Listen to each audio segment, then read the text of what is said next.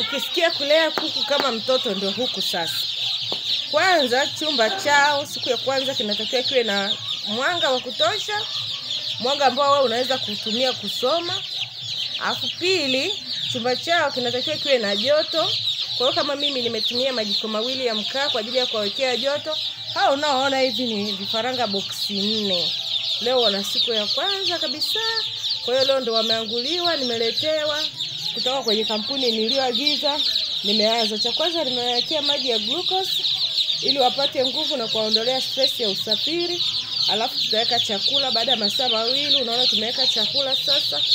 Alafu tutawekea maji yenye antibiotiki kidogo. Tutachanganya antibiotiki 2 kwa ajili ya kuwakinga na magonjwa. Tutaweka OTC plus ambayo ina mchanganyiko wa oxytetracycline na vitamin. Alafu tutatumia pia Cotrivit kwa ajili ya kuzuia homa ya matumbo kwa sababu ndio magonjwa hasa yanayosumbua kuku. Kwa hiyo ndugu yangu, unapopokea vifaranga kuwa mwangalifu kwa sababu hapa ndipo unapoanzisha mtaji wako. Jitahidi kupambana kwa kila hali, kuzuia vifo, kuzuia magonjwa kwenye banda lako. Tunaweka disinfectant mlangoni.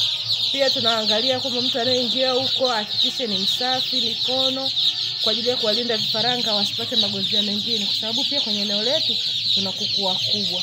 Nawashukuru sana wapenzi wangu mnaopenda kunifuatilia na kuangalia video zangu. Tuendelee kufuga, tuendelee kupambana.